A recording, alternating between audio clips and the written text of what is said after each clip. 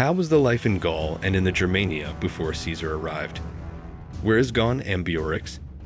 Discover it in this new chapter. Don't forget to subscribe and activate the bell. There was a time when the Gauls surpassed the Germans in valor, waging wars offensively and sending colonies across the Rhine due to their large population and lack of land. Thus, the most fertile areas of Germany around the Hercynian Forest, which I see is known by name to Eratosthenes, and some Greeks who call it the Hercynian Forest, were occupied by the Volcae Tectosages who settled there. This tribe remains in those places to this day and is highly regarded for its justice and military prowess. Although they continue to live in the same poverty, scarcity, and endurance as the Germans, and use the same diet and lifestyle, the proximity of the provinces and the knowledge of foreign goods has gradually led to the Gauls being overcome and defeated in many battles, so that they no longer even compare themselves to the Germans in terms of valor. The breadth of the Hercynian Forest, as described above, spans a 9-day journey for a lightly armed traveler.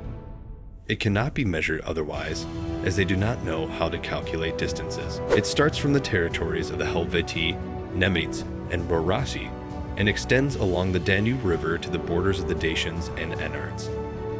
Then it bends to the left, reaching the territories of many tribes due to its vastness. No one from Germany claims to have reached its beginning, even after a 60-day journey, nor have they heard where it begins.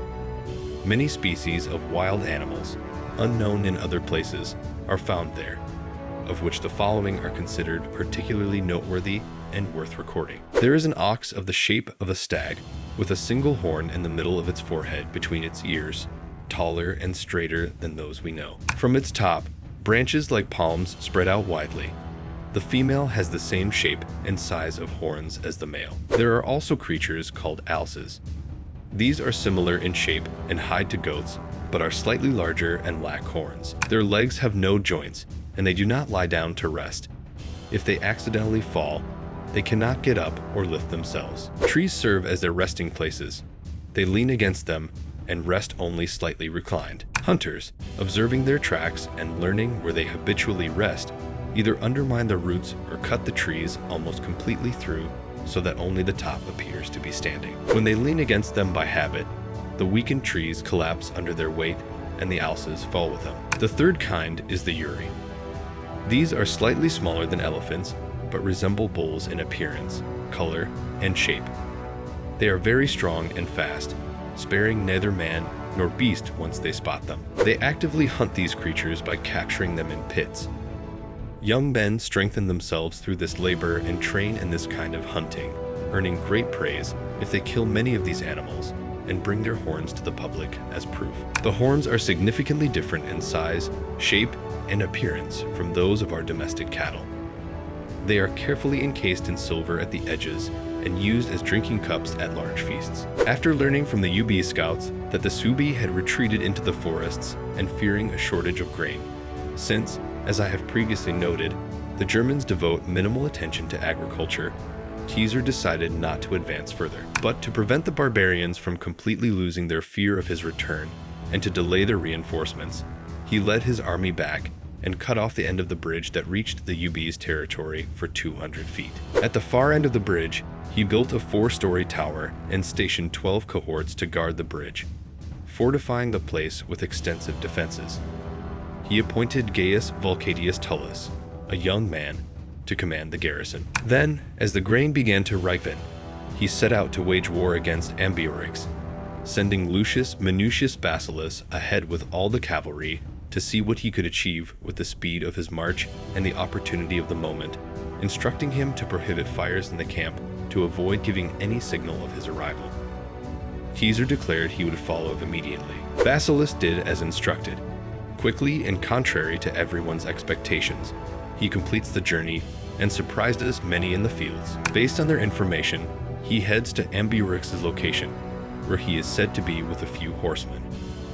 Fortune greatly influences all things, especially military matters. It happened by great chance that he stumbled upon Ambiorix, caught off guard and unprepared.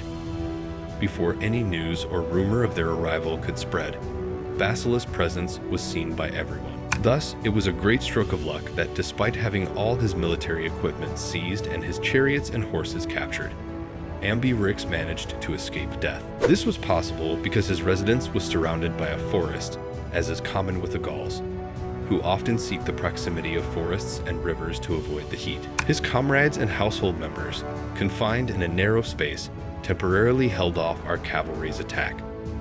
While they were fighting, one of his men lifted Ambiorix onto a horse, and the woods concealed his flight. Hence, fortune played a significant role in both facing and avoiding danger. It is unclear whether Ambiorix did not gather his forces because he did not intend to engage in battle, or because he was taken by surprise and hindered by the sudden arrival of the cavalry, believing that the rest of the army was following. But certainly, after sending messengers through the fields, he ordered everyone to look out for themselves.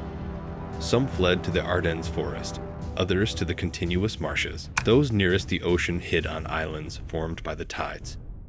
Many left their territories and entrusted themselves and their possessions to strangers. Catuvolcus, king of half of the Eburones, who had joined Ambiorix in the plan, being worn out by age and unable to endure the hardships of war or flight, cursed Ambiorix, who had been the author of the plan, with all his might, and took his own life with yew, which is abundant in Gaul and Germany. The Segni and Contrusi, from the tribe and number of the Germans, who are between the Eburones and the Treveri, sent ambassadors to Caesar, begging not to be considered enemies or to be judged by the same standard as all the Germans on this side of the Rhine. They stated that they had not thought of war and had sent no assistance to Ambiorix. Caesar, having verified this through interrogation of captives, ordered that if any Eburones had fled to them, they should be brought to him. If they complied, he promised not to harm their lands. Then, dividing his forces into 3 parts,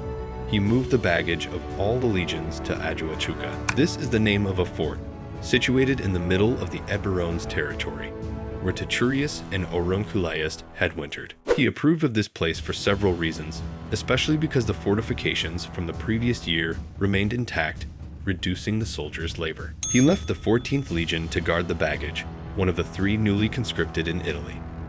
He put Quintus Tullius Cicero in command of this legion and the camp, and assigned him 200 horsemen. It seems the winds of war are blowing again in Gaul.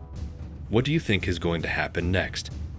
Subscribe to the channel and activate the bell. The next video will unveil Caesar's plans.